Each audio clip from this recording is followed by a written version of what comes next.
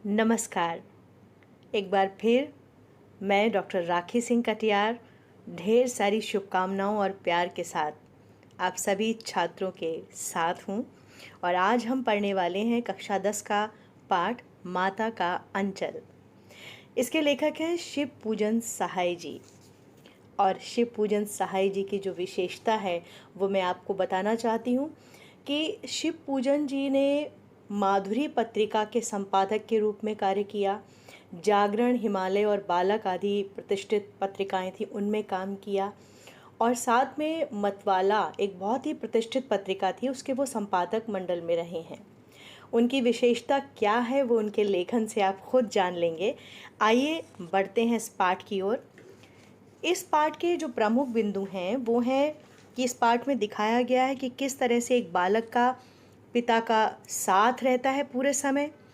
दूसरी बात है कि माता किस तरह से तैयार करती हैं बच्चे को, कैसे उसे भोजन खिलाती हैं, और बचपन के तमाम खेल, शरारतें, दूसरों को चिढ़ाया जाना, वो सब इसमें शामिल है। साथ में कैसे जो भयंकर जीव होते हैं, सांप से जैसे बच्चे डरते हैं, और अंत में कैसे माता की शरण में जाते हैं। तो एक एक बिंदु पे हम थोड़ी सी चर्चा करेंगे और फिर हम चलेंगे प्रश्नोत्तर की ओर।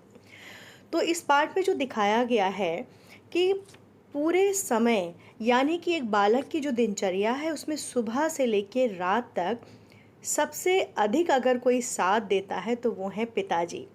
पिताजी ही उसमें पूजा के संस्कार डाल रहे हैं। पिताजी ही उन्हें नहला धुला के पूजा में अपने साथ बिठाते हैं। बड़े प्यार से उन्हें भोलानाथ पुकारते हैं, उनके माथे पे त्रिपुंड लगा देते हैं। और फिर जो पूजा के पूरे संस्कार दे रहे हैं उसमें वो राम नाम लिखते हैं कागज़ों पर, आटे की गोलियों में लपेटते हैं, और फिर जहाँ पर वो मछलियों को वो खिलाने के लिए गोलियाँ खिलाने जाते हैं वहाँ भी वो कंधे पर बिठाकर अपने बच्चे को लेके जाते हैं। तो ये एक बहुत ख़ास बात इस पाठ में दिखाई गई है कि पिताजी जो हैं वो अपने बच्चे के साथ में अधिक से अधिक समय बिता रहे हैं। और तो और बच्चा जो भी खेल खेलता है, जहाँ पर भी जाता है, किसी न किसी रूप में पिताजी वहाँ पर पहुँच जाते हैं। यानी कि वो हमेशा इस बात का एहसास बनाए रखते हैं कि वो बच्चे के साथ हैं, और सचमुच ये बहुत बड़ी बात है। एक और चीज़ जो इसमें है कि माता के द्वारा तैयार किया जाना, वो तो अभी भी होता है, लेकिन किस तरह से उस समय की चीज़ों को आप जान पाते हैं इस पाठ से कि माता कैसे पकड़ती थी भोलानाथ को और उन्हें उस विशेष रूप से तैयार करती थी। उनके बाल लंबे थे तो उसको बालों को बांध के खूब अच्छा सा तेल लगा के, बाल काट के उनकी चुटिया में कुछ फूल लगा देती थी। तो कहते हैं कि अच्छे खासे वो कृष्ण कन्हैया नज़र आते थे। तो बड़े प्यार से उन्हें सजाती थीं और पूरी मालिश कर देती थी तेल से। उस समय ये सब आजकल की क्रीम और ये चीज़ें नहीं चला करती थी, तो जो देसी चीज़ें हैं उनसे बच्चे को सजाया जाता था, काजल लगाया जाता था, नज़र ना लगे उसके लिए उसके माथे पे वो टीका लगाया जाता था।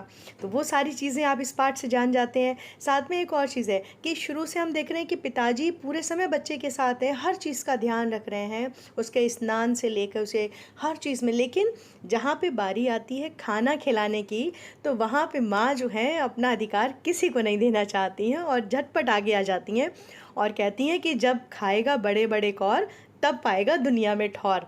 बड़े उससे कह देती हैं कि मर्दुए क्या जाने खाना खिलाना, यानी कि आपको नहीं आता है खाना खिलाना, आप इतने छोटे छोटे कौर खिला रहे हो, बच्चे का पेट कैसे भरेगा। और ये बात जो है वो बिल्कुल सार्वभौमिक सत्य है कि हर माँ को यही लगता है कि उसका बच्चा जो है वो कम खा रहा है। तो ये जो चीज़ इसमें दिखाई गई है, बड़ा स्नेह का प्रदर्शन होता है और अच्छा लगता है। अब हम आते हैं कि बचपन के खेल और शरारतों की जो बातें की गई हैं इस पाठ में, इस इसमें बहुत सारी चीज़ें इस तरह की दिखाई गई हैं कि आजकल के बच्चों को थोड़ा आश्चर्य लग सकता है, लेकिन उस समय जब ये पाठ लिखा गया है, जिस तरह का वातावरण है, देशकाल है, उसमें ये बातें बताई गई हैं कि मिट्टी से बनी हुई चीज़ें, ज़मीन से जुड़ी हुई चीज़ें, या जो भी उपलब्ध सामग्री है, टूटी चीज़ें हैं या जो अनुपयोगी हैं, बाकी उसमें वो सारी चीज़ों का उपयोग बच्चे किस तरह से करते थे खेल में।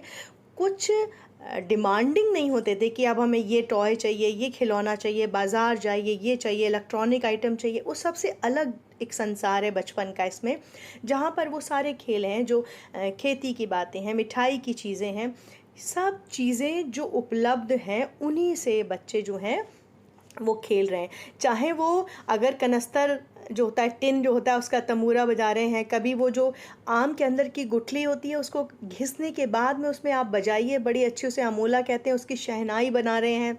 चूहेदानी जो होती है, चूहे पकड़ने वाली, उसकी पालकी बना रहे हैं। और समधी जी बकरे पे चढ़ रहे हैं, बारात निकाली जा रही है। यानी कि पूरा जो बड़े लोगों को वो देखते हैं उस तरह से वो कर रहे हैं। लेकिन कहीं पे भी आप देखिए कोई भी बच्चा अपने माता पिता से कुछ मांग नहीं रहा है कि हमको खेलने के लिए खिलौने चाहिए। तो ये चीज़ें हम इस पाठ से देख सकते हैं और आज के परिवेश में भी हम ये सीख सकते हैं, है ना। तो कैसे मिट्टी के लड्डू बनाए जा रहे हैं, पेड़े बनाए जा रहे हैं, और सब बड़े खुश हो के हर चीज़ में, और जहाँ पे भी पंगत बैठ रही है खाने के लिए, सब वहाँ पे भी पिताजी आ जाते हैं और हंसते हुए कि हम भी भाई बैठेंगे। तो वो जो इसमें शरारतें दिखाई हैं, मस्ती दिखाई हैं, यहाँ तक कि एक बूढ़ा वर जा रहा है, बूढ़ा दूल्हा है। आजकल तो अब सब लोग सजग हो गए हैं, इस तरह की चीज़ें कम होती हैं, लेकिन पहले ज़माने में बहुत गरीबी भी हुआ करती थी, तो बहुत वृद्ध लोगों से भी शादी कर दी जाती थी, बहुत छोटी उम्र की कन्याओं की। तो वो इसमें कैसे बच्चे चिढ़ाते हैं और वो चिढ़ जाते हैं, बुढ़वा बेईमान मांगे करेला का चोखा, इस तरह की बातें करते हैं। तो ये सारी चीज़ें जो हैं इसमें वो अलग सा बचपन एक रचती हैं जो हम देखते हैं। और फिर बहुत सारी शरारतें कर रहे हैं, लेकिन जब वहाँ पर देखते हैं कि सांप निकल आता है, तो सांप से डरकर सारे बच्चे भागते हैं और वो गिरते पड़ते जो दौड़ते हैं, और मतलब उनको समझ नहीं आता क्या करें। तो जब अंत में भागते हुए जाते हैं तो क्या होता है, भोलेनाथ को दिखता है कि पिताजी बैठे हैं, लेकिन पिताजी के पास नहीं जाते हैं, बल्कि वो कहाँ शरण लेते हैं, अपनी माँ के आंचल में शरण लेते हैं। और यहीं पे ये पाठ समाप्त होता है। बड़े सुंदर ढंग से लिखा है शिव पूजन सहाय जी ने। नमन करती हूँ मैं उनके लेखन को, उनके लिखने की शैली को। और अब आइए हम चलते हैं इस पाठ के प्रश्नोत्तर पर। प्रस्तुत पाठ के आधार पर ये कहा जा सकता है कि बच्चे का अपने पिता से अधिक जुड़ाव था, फिर भी विपदा के समय वो पिता के पास ना जाकर माँ की शरण लेता है। आपकी समझ से इसकी क्या वजह हो सकती हैं?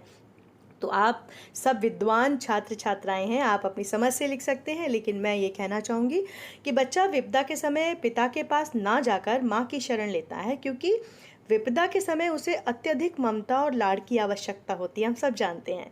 और माँ का जो कोमल हृदय है और प्यार जो है, उससे हुए विश्वास उसे प्राप्त होता है कि माँ उसे गले लगा लेगी बिना कुछ पूछे हुए। बच्चों का पिता से कितना भी अधिक लगाव क्यों ना हो, परंतु माँ जैसी कोमलता और उदारता नहीं मिलती है पिता के पास, इसलिए वो उनकी जो प्रायोरिटी है वो क्या होती है, माँ के पास जाना।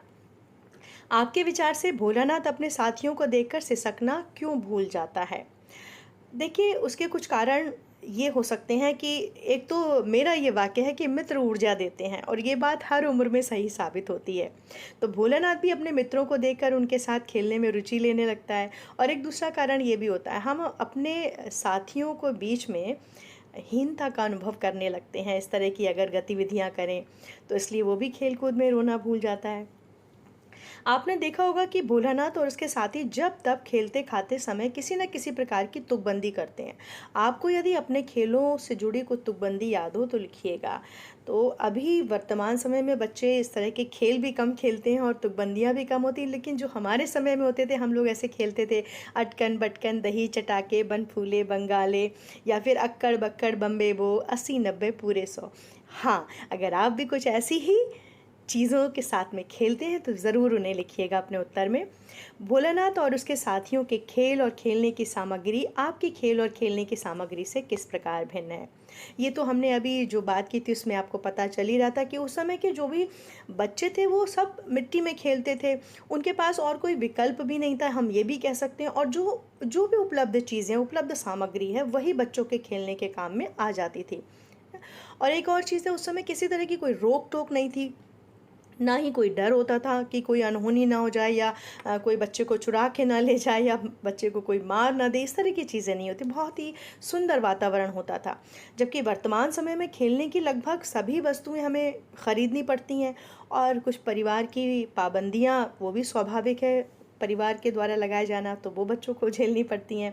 और सीधी सी बात है, प्रतियोगिता का युग है, तो स्कूल हो या घर, खेलने की समय सीमा भी तय कर दी गई है, जबकि उस समय आप देख रहे हैं बच्चे सुबह से शाम तक खेलते ही जा रहे हैं, है ना।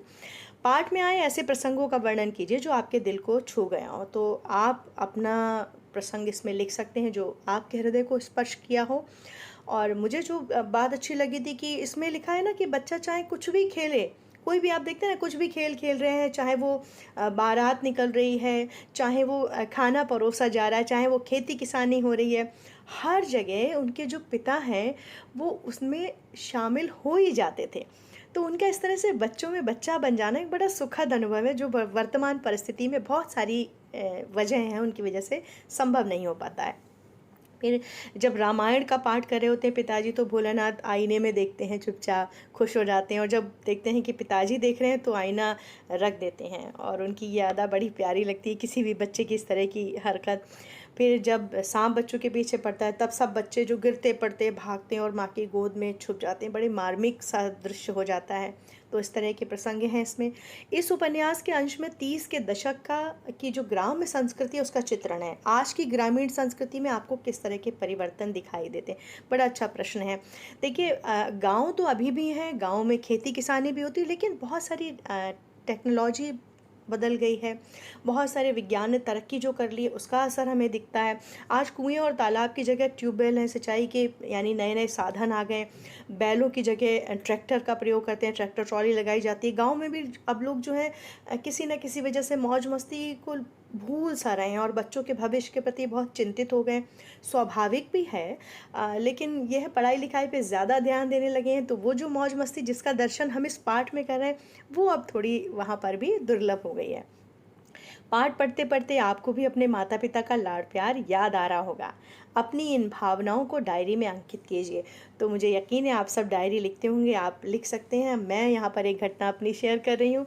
एक बार मैं और मेरा भाई पूर्णागिरि पर्वत पर गए थे, जो कि टनकपुर डिस्ट्रिक्ट, चंपावत अब कहते हैं उसको, वहाँ पर है।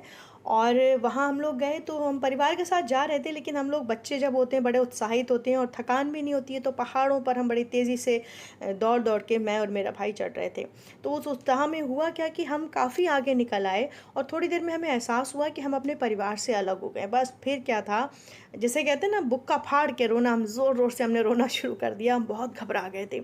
और तब एक परिवार ने हमारी मदद की, हमसे पूछा, हमें रोक के रखा, और फिर तब तक हमारे माता पिता भी आ गए। तो हम तो रो ही रहे थे, लेकिन हमें आज भी याद है कि हमारी जो मम्मी थी वो हमसे ज़्यादा रो रही थी। हम उनसे खूब लिपट गए और हमने उस दिन से सोच लिया कि नहीं, इतना हम अंदर से डर गए थे कि आज के बाद हम कितने भी उत्साहित हों लेकिन हम मम्मी पापा का साथ नहीं छोड़ेंगे और आगे नहीं भागेंगे। तो ये एक सीख थी हमारे लिए। आप भी इस तरह की कोई घटना लिख सकते हैं। यहाँ माता पिता का बच्चे के प्रति जो वात्सल्य व्यक्त हुआ है उसे अपने शब्दों में लिखिए। तो आप अपने शब्दों का प्रयोग अवश्य कीजिएगा, क्योंकि हमारी जो क्रिएटिविटी है वो तभी होती है जब हम अपनी तरह से उत्तरों को लिखते हैं। मैं यहाँ पे अपनी बात कर रही हूँ कि यहाँ पर जो जहाँ पिता अपने बेटे के प्रति बहुत स्नेह रखते हैं, वो सुबह से लेकर शाम तक जितना भी समय मिलता है उनके साथ व्यतीत करते हैं। सुबह उनके साथ जागना, नहला धुलाकर पूजा में बिठाना, फिर पूरे रास्ते उसे अपने कंधे पर बिठाकर गंगा में मछलियों को खाना देना, फिर घर लौटते वक्त एक पेड़ की डाल पर झूला झुलाना, उसका गाल चूमना, उसके साथ कुश्ती लड़ना, उसके खेलों में शामिल होना, ये सारी चीज़ें बहुत मोहक लगती हैं। वहीं भोलानाथ का खाना केवल माँ के हाथों से ही खाना, माँ का उसे गोरस भात अलग अलग जानवरों पक्षियों का नाम लेकर खिलाना, कितनी देखिए जो अभी हर चीज़ में फन वे मेथड की बात होती है, प्ले वे मेथड की बात होती है, वो देखिए उस समय की माँ, भले ही वो बहुत पढ़ी लिखी ना हो, कैसे उन्हें पता था कि बच्चों को भोजन खिलाना पक्षियों का नाम लेके, है ना। उसको सजा संवार के ही बाहर भेजना है कि अच्छी तरह से प्रेजेंटेबल होना चाहिए, अच्छा दिखना चाहिए। और जब बच्चे को डरा हुआ देखती हैं तो ममतावश वो स्वयं भी भावुक हो जाती हैं, रोने लगती हैं, और हम भी बहुत भावुक हो जाते हैं। तो हमें भी अपने बचपन के दिन याद आने लगते हैं। माता का आंचल शीर्षक की उपयुक्तता बताते हुए कोई अन्य शीर्षक सुझाइए। तो एक तो ये है कि पाठ में सांप से डरे हुए बालक को देखकर जो माता वो भी डर जाती हैं और रोने लगती हैं उसकी पीड़ा से दुखी होके। तो ये जो डर और दुख है इसको वो जड़ से ख़त्म करना चाहती हैं और उसे अपने आंचल में छुपा लेती हैं। ठीक है। दूसरी चीज़ कि ये जो प्रेम दिखाया गया है माँ का बच्चे के प्रति और बच्चे का माँ के प्रति, और इसीलिए वो अंत में माँ की शरण में जाता है। तो माता का अंचल शीर्षक उपयुक्त है। हाँ, और शीर्षक हो सकते हैं क्योंकि साहित्य एक ऐसी चीज़ है जहाँ पर हमेशा संभावना होती, कुछ और भी कर सकते हैं। तो यहाँ पे आप बचपन की यादें लिख सकते हैं, माँ की ममता लिख सकते हैं, माँ की ममता और पिता का प्यार भी लिख सकते हैं क्योंकि पिता का प्यार भी भरपूर दिखाया गया है। मेरे सरस दिन, इस तरह की चीज़ें आप इसमें लिख सकते हैं। बच्चे माता पिता के प्रति अपने प्रेम को कैसे अभिव्यक्त करते हैं, आप मेरे से ज़्यादा अच्छी तरह से जानते होंगे, है ना? क्योंकि हम लोग माता पिता के साथ रहते हैं, उनका साथ चाहते हैं और अपने प्यार को इस तरह से अभिव्यक्त करते हैं।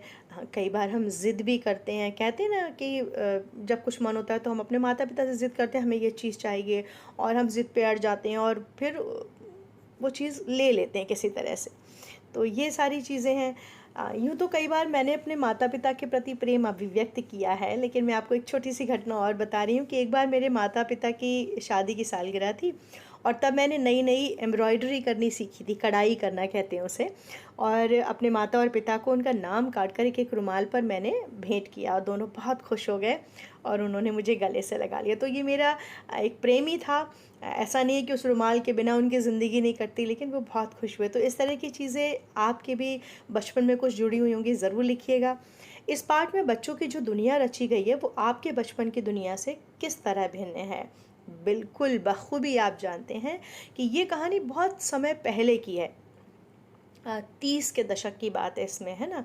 और माता पिता जो हैं वो, उनके पास उतना वक्त होता था, वो अपने बच्चों के साथ ज़्यादा से ज़्यादा वक्त दिया करते थे। लेकिन अब देखिए, जो परिस्थिति और समय की मांग देखते हुए माता और पिता दोनों ही व्यवसाय या जॉब करते हैं, तो वो वक्त बच्चों को नहीं दे पाते हैं, है ना? तब बच्चों के पास उतने अधिक खिलौने नहीं होते थे, इसलिए वो जितनी भी चीज़ें देखें ना, प्राकृतिक वस्तुओं से वो खेल रहे हैं।